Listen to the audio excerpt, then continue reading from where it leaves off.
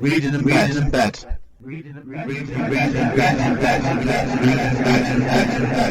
Right, Amanda, what are we doing today? We're doing Reading in Bed, episode 58.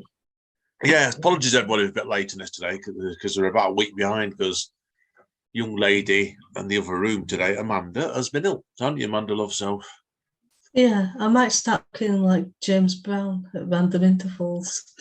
I was telling people last week, people are wondering, of course, Andy as well, that Amanda last week unfortunately sounded like Barry White gone wrong. So, yeah, that's what I meant, yeah. No, I don't know James Brown is get up back like a sex machine, get up back like that. No, I'm definitely not going to be doing that. Oh no, you could say you said a woman jumping all around the room like was it Funky Drummer song was as well. So no, you definitely weren't doing that one last week. Anyway, that's for sure with it. So, but anyway, so obviously, like people wondering, like I said, well, man, you've been ill for about a week, haven't you? It was a bit more, isn't it? Really? Yeah. Yeah, but anyway, of course, about a week and a half. Yeah, but we're back to normal now. So you're going to find, obviously, this month we've got to sort out story time for this month as well. So we've got 2 guests on book for that, and we've got to try and pencil them in. So it's going to be a bit of mad rush this month. So bear with us, guys. Now, what are we doing with Reading in Bed, Amanda? We're going to review books. Yeah, now we're doing it again. If people saw it last month, it'd be 2 episodes again. So this episode 58A is going to be 2 books, and episode B 58B is going to be 3 books, isn't it, Amanda? Yeah. So, but we've got news, haven't we? Yeah. Do you want to give people the news? We're going to be doing a paranormal podcast in the new year, and it's called Cloaked in the Shadows with Andy N and Amanda Nicholson. Yeah, now, if people are wondering, obviously, what does this mean for Reading in Bed? And we better tell them, Amanda, as well, hadn't we? It means we're going to be taking a break. Yeah, it doesn't mean that people are wondering, obviously, if people listen to this podcast regularly, it doesn't mean it's the end of Reading in Bed, Amanda, does it? No, it's just going to sleep. Yeah, it's taking the rest now. I think it's probably going to go down the spell of, if people are wondering, remember, I used to co-run an open poetry and music open mic night with a wonderful Jeff Rama called Guitar and Verse. That went into specials, and it's still going on as occasional specials. This is what I think we're going to do Reading in Bed, Amanda, next year, aren't we, really? So, yeah. And what we'll put, like I said, it's going to be like probably a couple of times a year. Like we'll probably try to do a summer annual special. We'll do a few books at once, and then basically try and do a Christmas special and maybe something else in between. So, should I read out to people our podcast blurb for our new podcast, Amanda? Yeah. Yeah. From the lines behind podcasts such as Spoken Label and Reading in Bed, Cloaked in the Shadows with Andy N and Amanda Nicholson, is a new podcast series launching in January 2023. Anything goes. The unexplained, the unusual, the extraordinary. Oh, I like that word. And the downright weird. Hosted by Andy N and Amanda Nicholson, with a vast experience of podcast hosting and interviewing between them. This new series will look at all topics from far-flung places to topics closer to home, and those almost too weird to consider the truth. Sometimes the truth is stranger than fiction. Cloaked in the Shadows will launch in January 2023 as a monthly show and will be available everywhere you find your podcasts, and is currently looking for guests.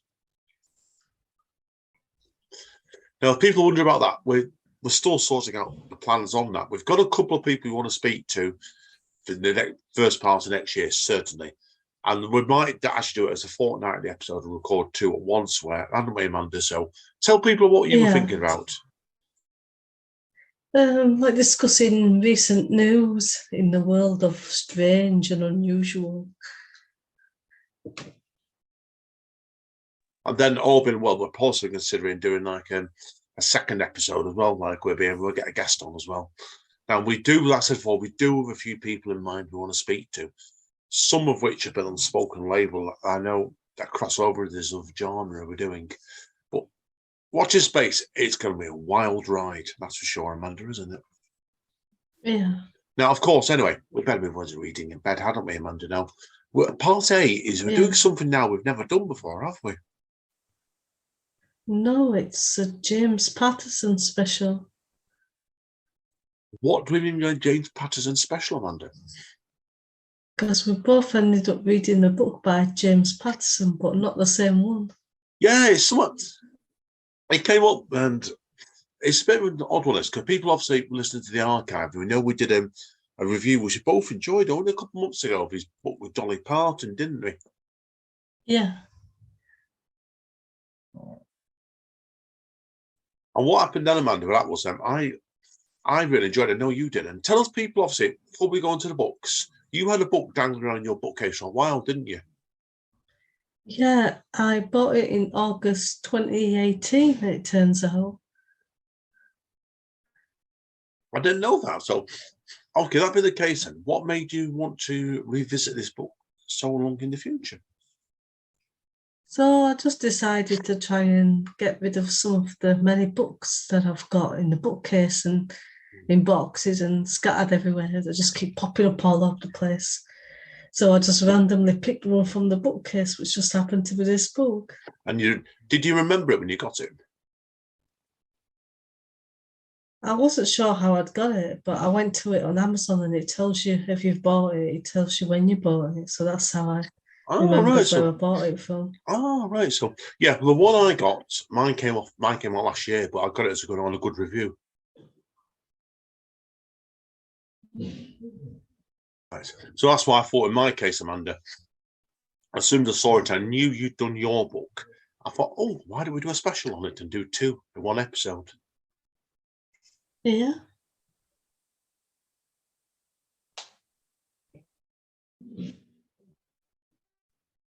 So anyway, what we're going to do, guys, sorry, but I've been sneezing in the background here.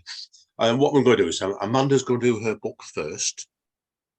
And in part B of this episode, I'll do my book. So Amanda, tell people about your book first. Okay, so mine's called The Crazy House, and it's book one. There's actually a second book out there. It's by James Patterson, obviously, and I hopefully I'll pronounce this right. Gabrielle Charbonnet. Oh, right. Tell us a blurb then.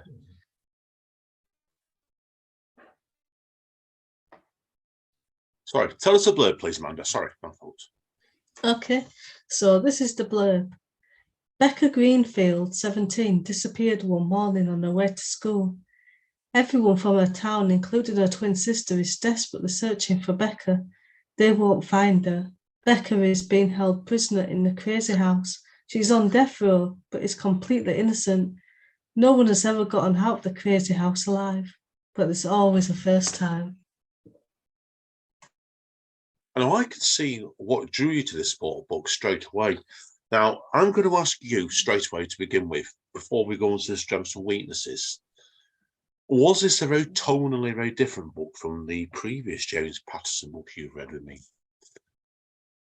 Yeah, in some ways it's a bit like teen fiction, but because you've got James Patterson involved with it, it kind of appeals more to people than just like the teen fiction crowd. Ah, right. So, did you know of the writer who co-wrote the book with? I've not heard of her before, but from what I can understand, I think she does write a lot of teen fiction. Oh, right. So it's going to be like, obviously, like then it's going to be like a very different sort of James Patterson book to Rose Run, basically, wasn't it? And so yeah, that's interesting. Tell us about the book then, anyway. So, what did you like about the book? Yeah, it was interesting because there's like two main points of view, which is the two sisters, Cassie and Becca, and they're like the occasional other point of view further on in the book, but they're the ones who have like most say in the book. So their stories told sort of alternatively.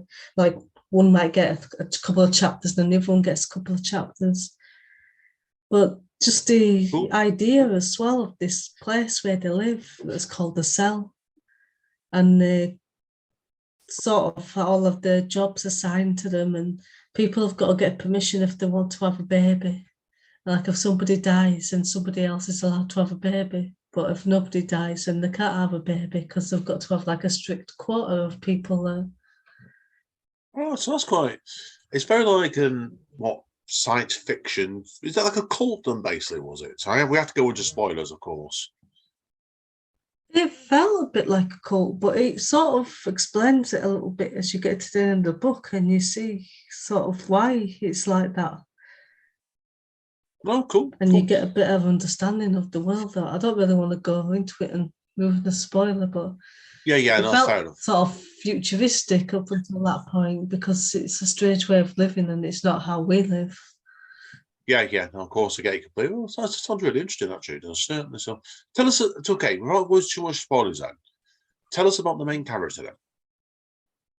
Or main So the characters, I main should say. characters, the 17-year-old twins, and when one of them gets kidnapped and taken to this so-called crazy house, which is like a prison, it's pretty explicit. Some of the things that happen is she gets beaten up a lot. They have to go in this ring and fight each other, and bones get broken, and it gets quite bloody, and people get executed. And there's more about that again at the end that sort of explains that. So I won't spoil that. No, of course, it's nice that it's. No, I get you completely love it. It's one of those ones where it's like, it's you don't his sort of books particularly like his. I learned that after Run Rose Run earlier in the year with you.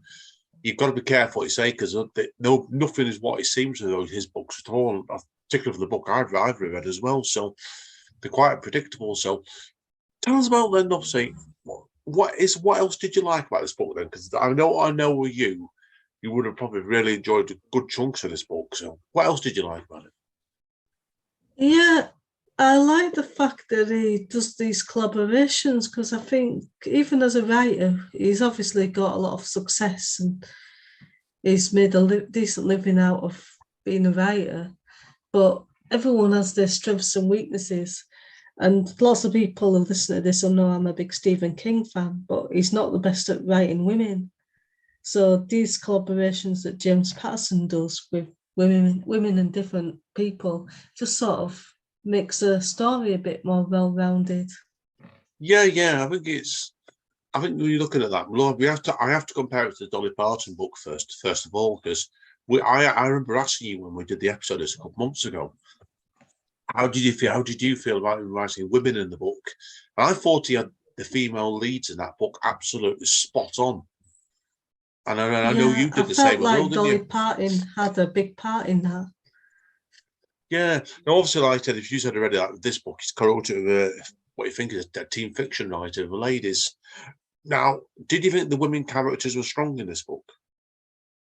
Yeah, because they get taken and they sort of grow throughout the book and get stronger. And then by the end of the book, I think they've like become physically and mentally stronger in lots of different ways.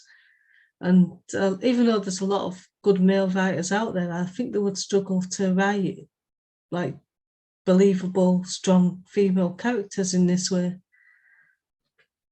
Yeah, So you can see the input that the female writers had on this. yeah. It's when we go into my book in a bit, I can get you mean because mine, well, obviously mine turned probably more a boys adventure book really. Obviously, it was Bloke Gentleman that wrote it. But yeah, I can see we getting out of it. So, is there anything else you need to specifically touch on with this book then? I wasn't sure what to expect when I started reading it because I've not read that much by James Patterson Yeah, before. So I was pleasantly surprised because it was a lot better than I expected. And I'm probably going to get a second book as well in a couple of months and find out what happens after this one finishes. yeah. No, that's fair. That's fair play to you. Fair play to you. I get the feeling with him, and he sometimes tell me if you agree with this. He has a bit of a mythos of being writing in just one genre. Well, the book I'm going to review, well, next is completely different to what your book was, and also the first book we read as well. So, was obviously with this book then, Rose Run was quite. I'm not using the word action packed because it wasn't. Was yours quite action packed when the book got going? Really, was it? Yeah, there's definitely a lot of stake, and you didn't know if the characters were going to survive the end of the book. because it wasn't until I got to near the end of it that I found out there was a second book. So I didn't know that at the time. Right. Now, 2 books I've read, there was a lot of chapters in it. I think there was over 100 in Run, Rose, Run, definitely. And I think there was 136 in my book, yeah. I think there was about 113 in mine, because some of them were like just 1 or 2 pages. I think a lot of them, to get that length, probably were. Now, as a novelist yourself, I'm asking you a writing question here now. How do you think the idea of doing short chapters, like he's obviously very good at doing short chapters in books, because you get some writer who do 40, 50 pages. I've seen some books do 100-page chapters. How do you feel about the fact where he does his short, snappy chapters? I think it works for him. It's his style, I suppose. It's like my style when I used to write novels was probably between like 1,800 and 2,500 words per chapter. And that just worked for me. So yeah, no, of course, getting completely with it. So do you think in his case it actually speeded up the actual pacing of the book with doing such short chapters? yeah, it felt like it a little bit. And then you might read like 3 really short chapters from one of the twins, and then it'd end on a cliffhanger, and then it'd go to a couple more chapters from the other twin then. Right, yeah. Now, obviously, with it having really 2 direct main characters, twins, did you feel they were quite distinctive, different characters? Yeah. I know there's something that some people who reviewed it didn't like, because they had nicknames, like Cassie's called Careful Cassie, and people called Rebecca or Becca Ridiculous Becca. And people complaining about that and saying, oh, it's stupid names. But it did sort of set them apart, and you can see that's sort of their main personality. But then they change throughout the book as different things happen. Yeah, of course. Now, I've got to ask you as well, because obviously I do remember Run, Rose, Run was my book as well. There was quite a big backing cast in it. Did the backing cast stand out, did they, a bit to you as well? Yeah, there were people who were sort of running the prison, and then there were other people in the prison, and people in this cell, which is sort of like a town, what they call the little towns, and sort of their characters and the way they fought, and just, yeah, there was quite a lot of people, but it was easy to follow, I think. No, that's good. They Yeah, didn't overstay the welcome. You just saw little bits of them. No, cool. Now, is there anything else we need to specifically touch on this book before we go to the faults or the weaknesses? No, I think that's it, really. So, was there any weaknesses for you in this book? Not so much. I'm not really into teen fiction a lot, but I did enjoy this book, so they must have done something right. Yeah, no, of course, get yourself. Okay, then, we better ask the marking then, hadn't we? Yeah, I'm going to give it 9 out of 10. Ooh. Why, what's cost it the 1 mark then?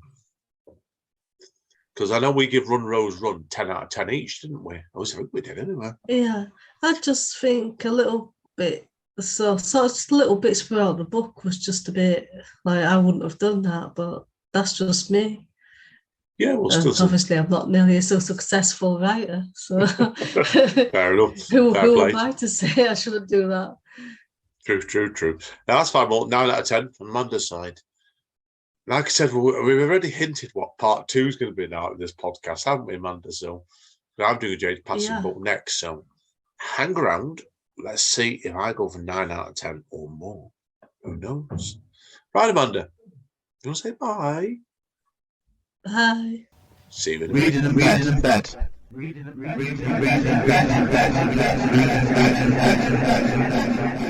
Welcome back. Welcome back to Reading in Bed, episode 58, with Andy N and Amanda Nicholson. Okay, Amanda, would you like me to? What do you want me to start with? I'd love to know who this book's by, because I can't possibly imagine. Well, it's by James Patterson and Bill Clinton, and it's called The President's Daughter. Now, Okay. it's not. It's not. I'm guessing this isn't. This is not certainly isn't fact, right? I probably is a fiction It book. might be autofiction. I hope not. I hope not.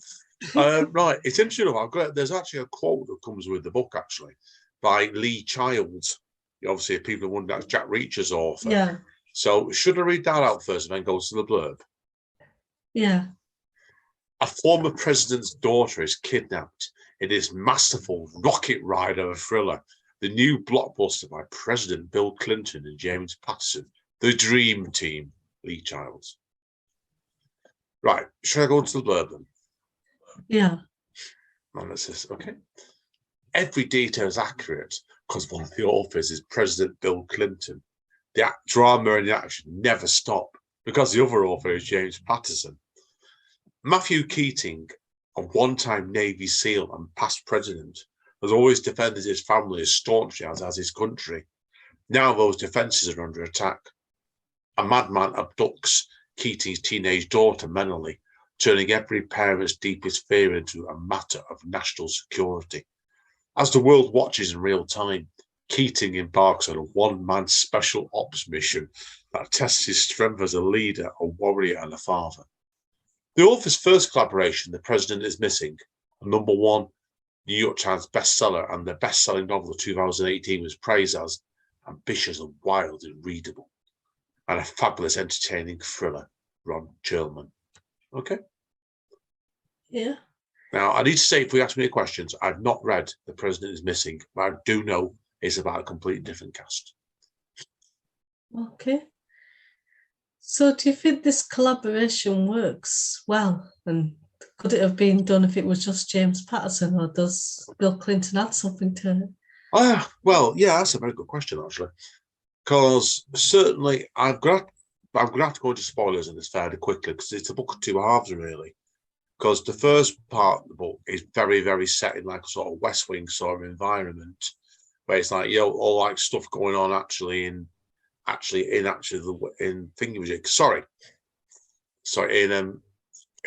the way of the White House itself. And when you read that bit, you can see that Bill Clinton's had a massive hand in that. The second part of the book, I think, was probably more James Patterson, but I'll come on to that in a moment. Okay. Okay. Was there any more questions?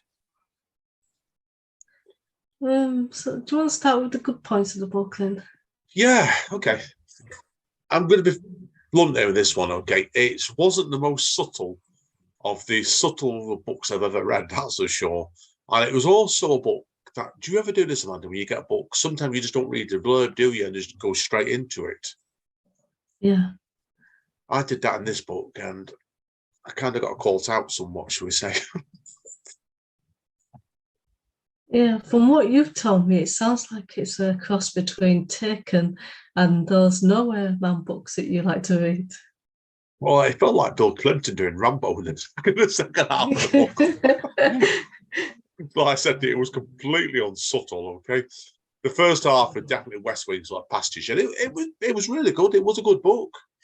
It just when it got to the second half of the book, and I don't want to I'm going to have to give spoilers away, because like I said before, his daughter gets kidnapped, and it looks like in the first half of the book, the whatever is going to rescue her, and it didn't happen. So he ends up taking the law into his own hands with a select band, I guess, of soldiers and some of the ex-people and stuff going around looking for her. And they end up going into Libya to rescue his daughter. It was just a subtle a ton of bricks at that point. Yeah. But no, it's good. It was good because it was like I said, unfortunately, with your book and Run Rose Run, the pacing was really good in it, and it was really, really quickly paced, because there's 136 chapters in it, and each chapters were a couple of pages each, about top. So I'm guessing there's a lot of testosterone in this book. friggin' loads. A lot of manly men. Oh, tons. I've got to say, man, however, man, I have to say, to be honest, there's bits of chapters in it where you see there's a lot of viewpoints in this book. It is obviously mostly Matthew Keating, the president. There is a female, I can't remember the name of the characters. His daughter gets her own bit in the sunshine, and his wife does as well. And also the president that took over from him, who betrayed him in the book, she's female as well. And I felt you could see, like, you know what I mean? Like when I read Run, Rose, Run, that was primarily female characters. And Dolly Parton clearly had a hand in that. The women characters I thought was steadily wrote. They were supporting characters. You know what I mean? But he obviously knew what he's doing. Although saying that, actually, I don't think the president, the president's wife, I don't think that was based on Hillary Clinton, his wife, somehow. No, I don't. So, or his daughter Chelsea, but I don't think it was her either. But no, it was great fun, but it was a bit of a guilty pleasure, really. So. Okay, so is there any more good points before you move on to any bad points? I've not really got any bad points about it, to be honest with you. So I'll just carry on, because like I said to you before, the books, if you're looking for a realistic thriller, not this book. It certainly wasn't. But it was great fun. Even it was one of those sort of books, the further you went into it, the more completely over the top it got. Does that make sense? Yeah. But the pacing was great. It was one of those ones where it was easy. It was an easy book to read, and it was great fun. I've put down here on my notes in this, I said 40. The first half of the book was perhaps like James Patterson, Bill Clinton writing an episode of The West Wing. Well, the second half felt like Rambo 3. Rambo 3 was where he went down to taking out and tackling the whole Vietnamese army, trying to rescue his mentor. And that's what this felt like. They were taking on the whole country, but the second half of the book. Okay, so it was entertaining then. Oh, yeah, it was great fun, because it was like, what was really good about the book was, and I want to know about your book, because there was a heck of an amount of viewpoints in this book. There was a lot of people who were getting a chapter or two, and so many people who were dying as well. It was one of those sort of books where people would get killed in the book, where you thought they might have lasted longer. And there was a twist at the end of the book. And this, I'm not going to say who, but one of the secondary major characters got killed on the last chapter.